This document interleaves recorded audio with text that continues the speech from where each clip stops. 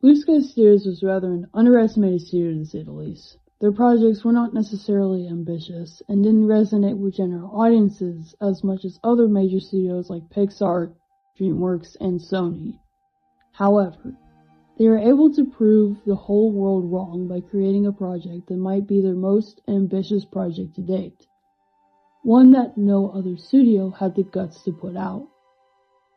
In 2015, a graphic novel written by Andy Stevenson titled Nimona was bought by Fox to make a film adaptation out of with the help of Blue Sky Studios.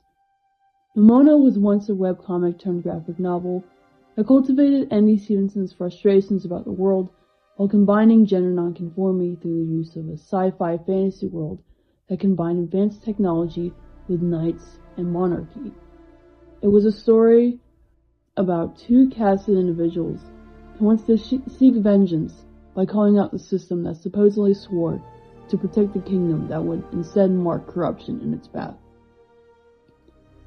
It felt impossible for Blue Sky, of all studios, to pull off a project that was based on a graphic novel that delves into thematically powerful concepts, which their biggest achievements were really known for making the Ice Age franchise and the Peanuts movie. Despite the odds, Blue Sky kickstarted production of the film in 2015. Things went smoothly, albeit news about the project wasn't that vocal until Disney acquired the rights of Fox in 2019. From there, Blue Sky was also under Disney's regime.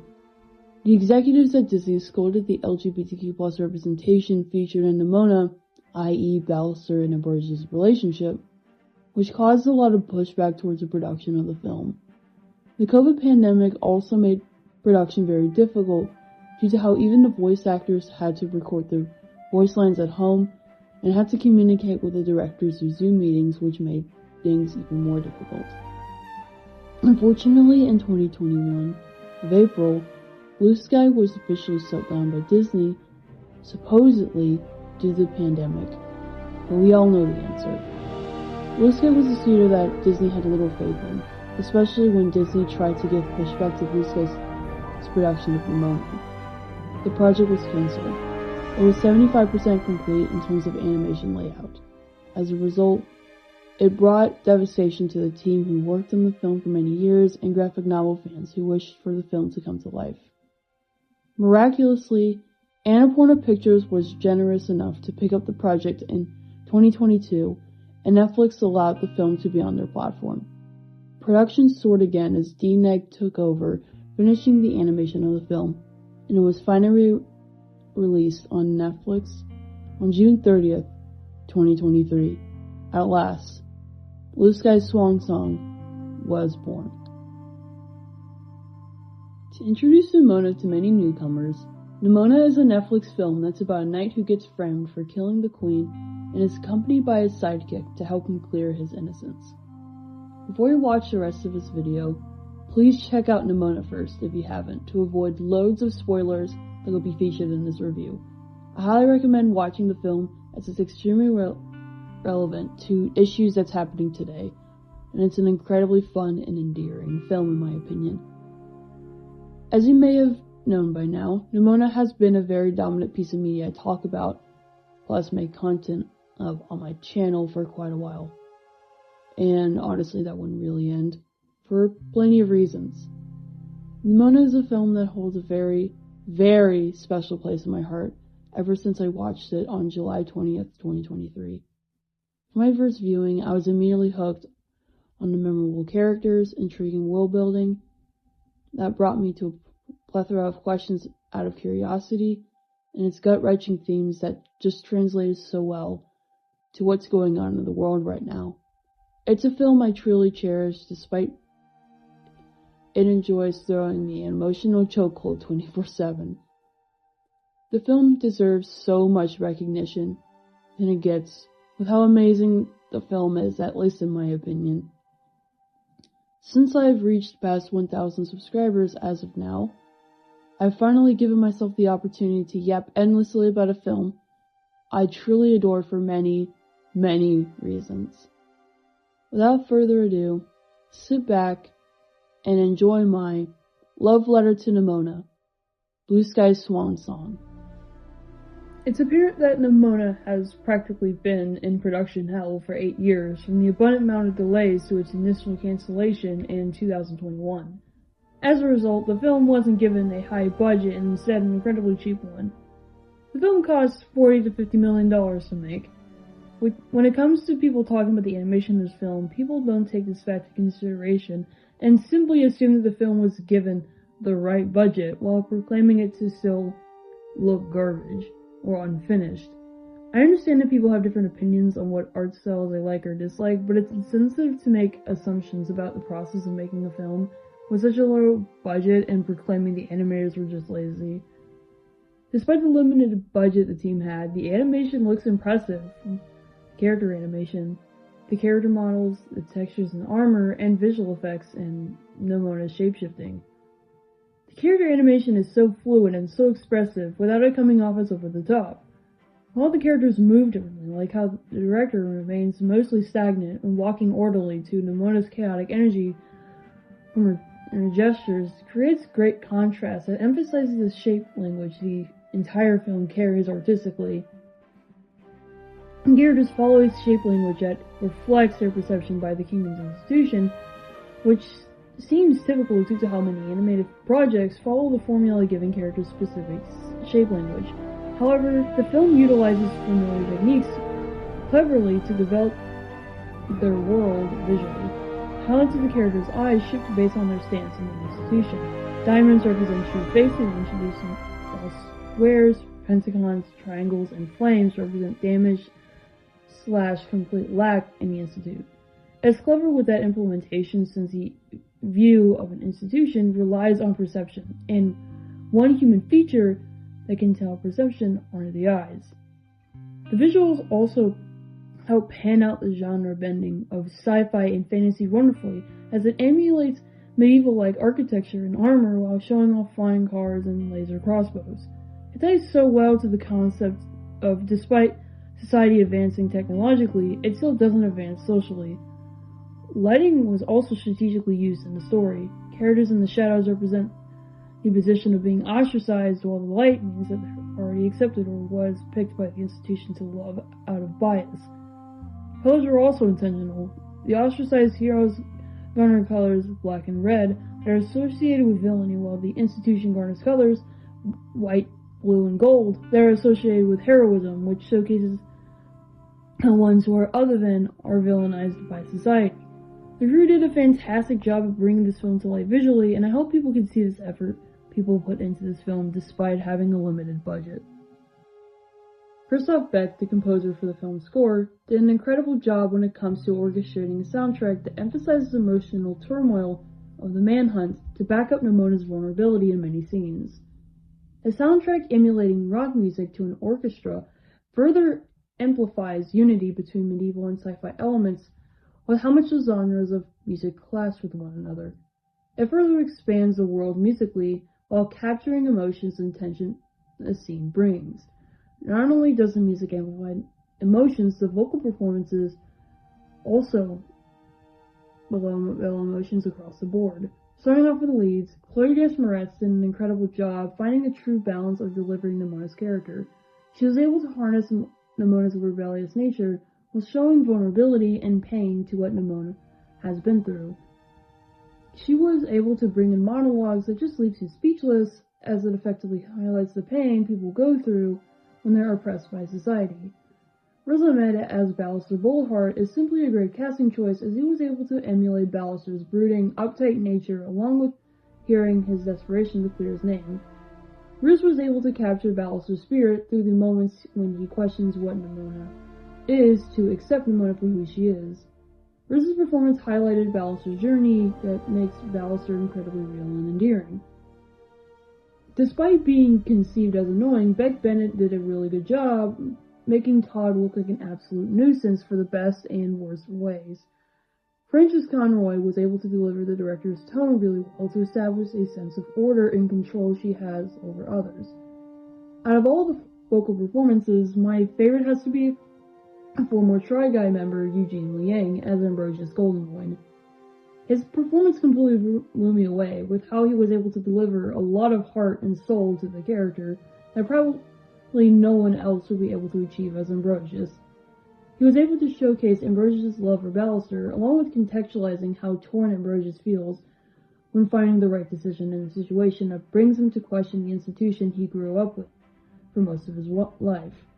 Without Eugene Liang's performance, people really wouldn't have understood Ambrosius' struggles, even though lots of reaction channels already still hate him due to their kill all men mentality, which honestly would tarnish the idea of how in every societal conflict there are people like Ambrosius who are in the middle ground, struggling to adjust the situation and find the right decision what they should take to handle it. It's without a doubt a great decision for the directors, Nick Wu and Troy Quang, to highly encourage Eugene Liang to play Ambrosius more sincerely rather than act knightly or typically heroic.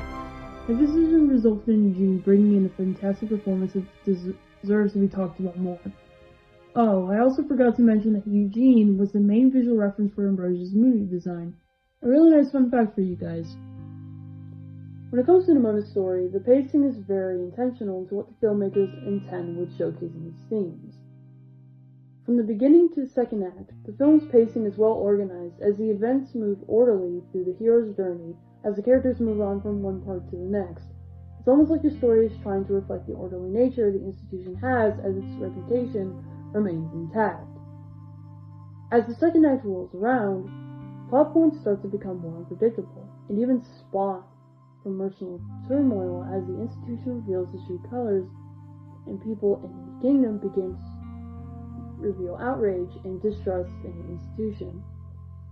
Plot twists unraveling like crazy in the third act really captures the state of everyone, not just the institution but the characters as well, which I'll go into more detail about in my character analysis section. It doesn't feel as predictable on first hand because the film itself makes it unpredictable what the new characters will do next and the possible twists that happen. A story adapts as the new obstacles happen, perhaps shape-shifting into a different plot point. The story itself flows through the narrative that amplifies the filmmaker's intent while not necessarily being the center focus. The story reflects the character's mental state and highlights conflicts that support the film's themes. The movie's story is mainly driven through characterization and themes, while the story is simply a guide. The film's humor is also carried through the dynamics between the characters, especially from Ballister and Nimona. Dialogue is random, just like human conversations. It's not like a 5-minute long dialogue that are dispersed out of nowhere in human conversations. The comedy is heavily pushed through the delivery of the actors, and they did an incredible job pushing the comedy within the dialogue. The film does carry around gags that mainly involve Nimona's shapeshifting, which are well executed. Given that this film began production in 2015, I'm surprised that there are only 2 dated jokes presented, which feels like a record breaker nowadays. The film's humor really supports the film's chaotic energy it intends to achieve. In my opinion, the film's strongest aspect is the characterization, especially from the main 3, Nimona, Ballister, and Ambrosius. Those 3 characters are without a doubt well written in their own right, and I'm surprised how people haven't discussed why these characters are so special. Starting off with the titular character, Nimona is a perfect embodiment of nuance. On one hand, Nimona will be making jokes about violence and wanting to cause sheer anarchy, while on the other hand, she has her own demons to face, society demonizing her for her differences, which had been the catalyst of cultivating a persona that goes against what she really feels about herself. Nimona may come off as someone who is violent and lacks vulnerability with this persona, not taking pain as a big deal. However, she's not only passive, but always wanted someone to accept her for who she is and find a friend. In one scene, she stopped a car to save a little girl from simply fooling around with the guards and not causing lots of colossal damage. She may fight, but she doesn't kill anyone, unlike what tales have said about her. Her backstory reveals Nimona's true colors. She just wanted a friend, and the true perpetrator of the destruction were just people who were afraid of her. The moment Lorth betrayed her 1,000 years ago, Nimona began to dwindle, to having to conform with how the kingdom sees her. Then that forms the joke she makes about villainy and violence as she will make a persona to defend herself. Not only did the kingdom never keep her guard down, Nimona didn't keep her guard down as well.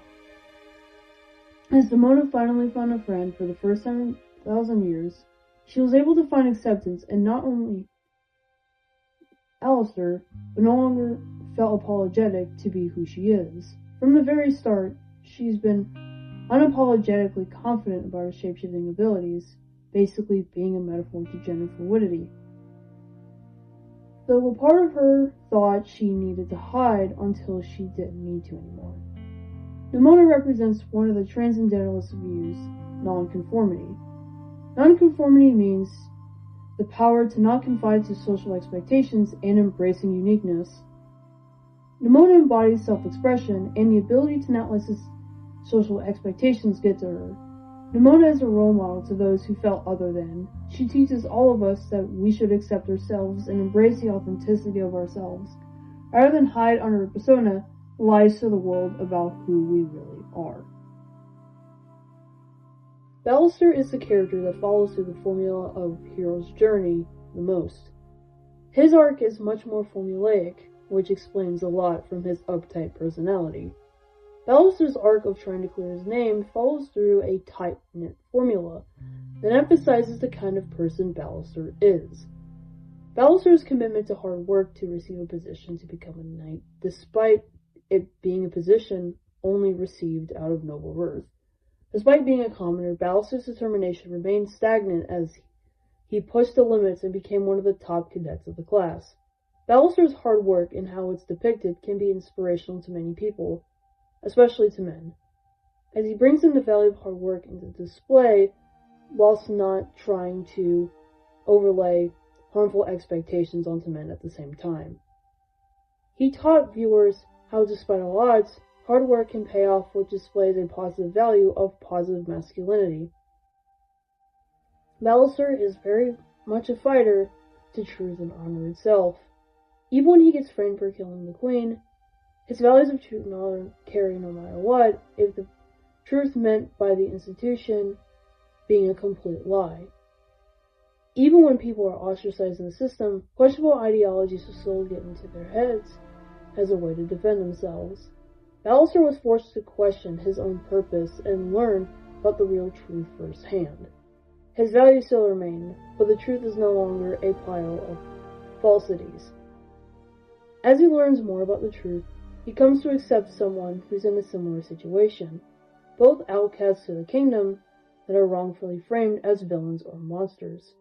Ballister's dynamics are without a doubt radiant, especially with his friendship, father-daughter relationship with Nimona. Nimona's chaotic and rebellious energy clashes with Ballister, who's uptight and would basically be the embodiment of a tired dad.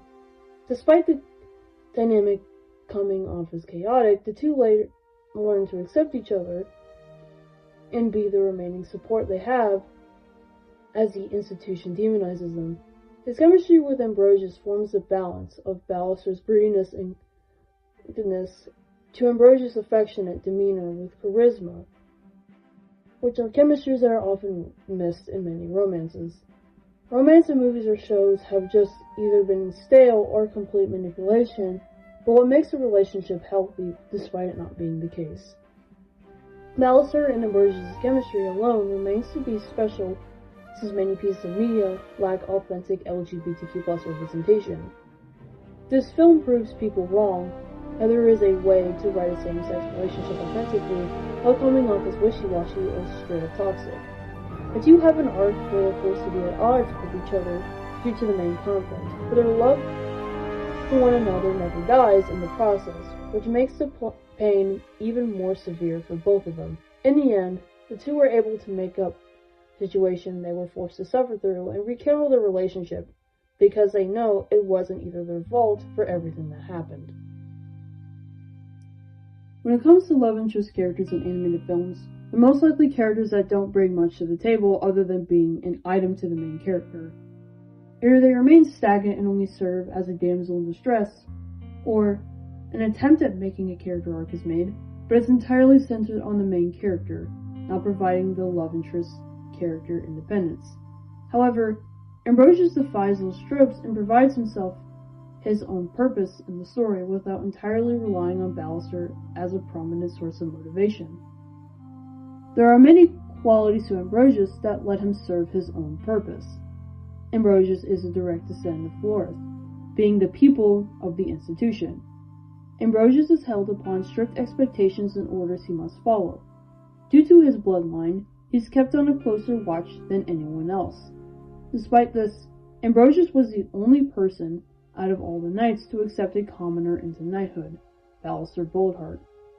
Ambrosius is Ballister's #1 supporter, maybe more so than the Queen herself. He was right there by Ballister's side at every waking moment ever since the two met, always delivering his affectionate words and touch. The two have always been inseparable, until an organized murder temporarily set them apart. Ballister's sword goes up, firing a laser that suits the Queen. Out of muscle memory and no thought, Ambrosius tried to disarm, but it ultimately cut off Ballister's arm. The moment the chopped off arm and laser weapon fell to the ground, Ambrosius looked at Ballister in horror and guilt. Not just about the Queen dying in front of his eyes, but the fact that he cut off Bal's own arm, hurting the man he loves. The guilt begins to linger through him throughout the film, just like the director's manipulation. Ambrosius is conflicted on what to do. Despite leading the manhunt for Ballister, he doesn't want to hurt Ballister. In the same breath, he doesn't want to betray the kingdom, especially the civilians. Ambrosius' internal breakdown scene highlights how he's thrown into an emotional turmoil. He begins questioning his purpose, what really is the right thing, and most of all, if his relationship with Ballister will ever stand. His entire character arc is set based on the concept of heroism and what it really means to do the right thing. Even when he's conflicted, Ambrosius is unabashedly outspoken when seeking out the truth, which reminds me of another character, Nimona. Both characters are incredibly outspoken with wanting the truth to be delivered, but Ambrosius seeks out to see the best in both worlds. As Ambrosius finally knows the truth, he finally stands up for Ballister and Nimona with these powerful words. And what if we're wrong? What if we've always been wrong? Ambrosius' character has been true embodiment of the path to true heroism. The other characters in the film don't necessarily have the same amount of narrative drive as the big three, which could come off as criticism or nitpicking to some people. However, the other characters all serve a definite purpose that could provide a reason as to why the story doesn't really focus on their own struggles within the institution. Starting off with Queen Valerie, she's a core representation of the kingdom's hope for Ballister becoming a knight. Once she dies, that hope is gone, and the kingdom villainizes Ballister once again. Diego represents those who witness corruption in their own eyes, but are too cowardly to stand up against the system. Todd represents how being societally privileged can make it easier to indoctrinate, as all you're striving for is fame and glory. Glorith represents how hate is a taught behavior, not from nature. And now, the director. There's been a more negative perception about her character due to either because she's evil or there aren't really any qualities to her as a character. The director does perform as an antagonistic force. She withholds a high power at the institution, and she would abuse her power to corruption, bringing the heroes at great stakes. Her influence over the kingdom drives the tension between the kingdom and our misunderstood heroes. As for being a character, the slate is pretty blank. But what if it was intentional? What if the director's translucency was telling us something about how corrupted leaders would abuse their power? The director's main motivations are based on her fears that the institute crumbles, which was revealed when the director was revealing her intentions her crimes to Nimona disguised as Ambrosia's. That is the main thing the audience knows about her devotion to the institution. In reality, the director was made to represent someone who's completely succumbed to the fears society invokes onto the world. Sometimes, characters can be just laid off as metaphors to bring the filmmaker's point across with what they're trying to tell. In all honesty, though, one nitpick I have was if the director and Ambrosius received more screen time to really display a potential rather Gothel and Rapunzel dynamic, that according to the few scenes we have with them, the parallels are clearly intentional. It would have been a really great idea to push the dynamic further that could give some dimension to her character, including additions to how malevolent she can be. There was an attempt at featuring this dynamic to further the situation Ambrosius is in, but it sometimes stays backstage even though it's a lot more important than it claims to be. It's very clear that Nimona evokes messages about acceptance and finding proper ways to question corrupted authority. Many pieces of media have delivered these messages countless times, but Nimona makes it different due to where the message is directed towards. Marginalization is the subject matter Nimona latches onto. It makes the message very specific.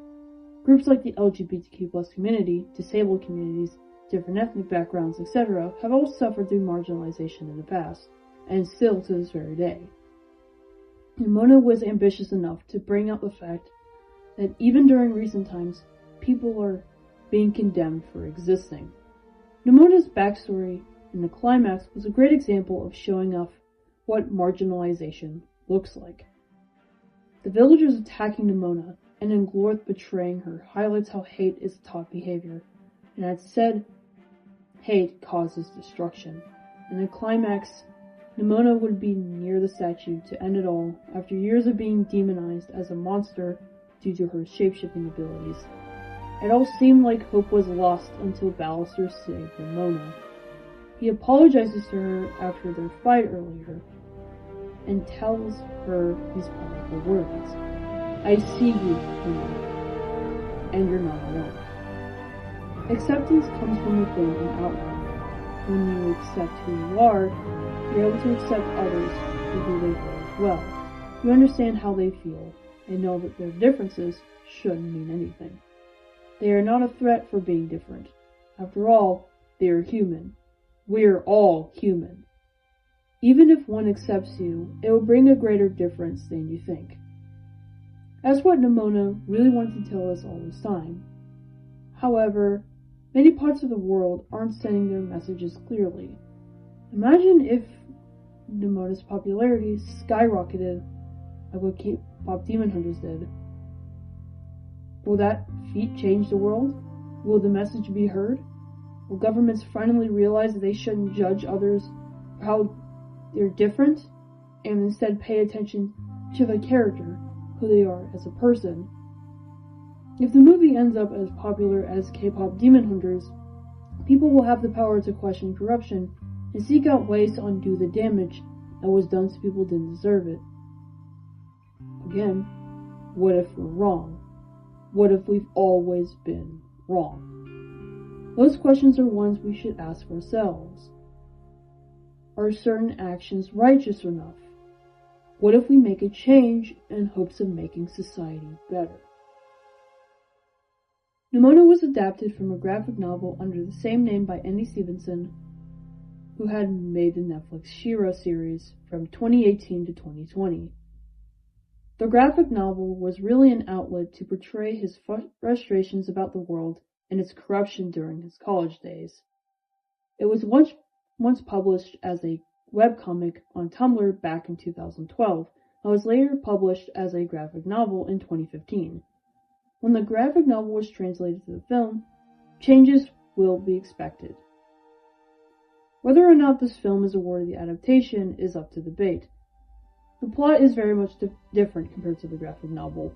The graphic novel wasn't about a framed murder. It was instead about two outcasts seeking vengeance against the institution for wrongfully casting them out of society. Not every character in the graphic novel is featured in the film version. Characters receive drastic changes, especially with Ambrosius. However, there is a significant reason as to why. Like I said before, the graphic novel was originally a webcomic that addressed frustrations about the world and wanted vengeance. As for the film, it's more optimistic that the world will change for the better. The film's optimistic presence will help people understand the true meaning of acceptance. The film's themes and voice are the same, but in a different viewpoint. The graphic novel is meant to tell a tragic tale about the consequences of societal oppression, while the film is meant to tell a success story about how outcasts managed to finally be accepted into society. The graphic novel is bittersweet, while the film is hopeful. It could reflect Andy Stevenson's sense of growth when it comes to the aspect of fighting for change. Despite the plot being different with character changes, the film remains emotionally and thematically connected to the graphic novel, and those are probably the best kinds of film and TV adaptations. Trying something different from the source material while keeping the purpose of the source material with lots of grace. Some of us never get the happily ever after we've been looking for. Maybe it's not that kind of kingdom. Or maybe it's not the end of the story. Nimona is a film that teaches us the importance of acceptance. How acceptance can benefit society if we simply question corruption and fight against it. With the world crumbling, this is a film we needed even though we don't deserve its place. It's a success story of how one can rise from the ashes no matter how many times they've been discarded. I told us that LGBTQ+ representation can succeed to the point the labels no longer matter. Those labels will be a bunch of so what phrases, because they shouldn't be a big deal. What matters is who we are, how we treat others, how we handle suffering, how we dictate our necessities. Nimona has been telling us that we shouldn't judge what someone is and see who someone is instead. To break the mindset would require breaking lots of societal burdens we carry and hope for the world to get better. When I watched this film for the first time on July 20th, 2023, my life completely changed. It pretty much took over my world and influenced the subject matter of the content I make. Even during my editing phase, I was mainly known for making Nimona-related videos, and I still do this very day. The film holds a special place in my heart, from the characters, the visuals, and the themes. This film holds a special place in my heart, and it always will. I'm very glad to talk about why this film is so special in my 1,000 subscriber special. I want to say thank you for getting me this far. Your support has helped me show the world my art and having the allowance to vocalize my opinions about many pieces of media and artistic topics to come. Thank you for giving me this opportunity, genuinely. If you enjoyed this video, please give it a like, and if you want to see more of my content, please subscribe as it will grow a community of people that love art. Thank you for your attention, and I'll see you all in the next video. Peace.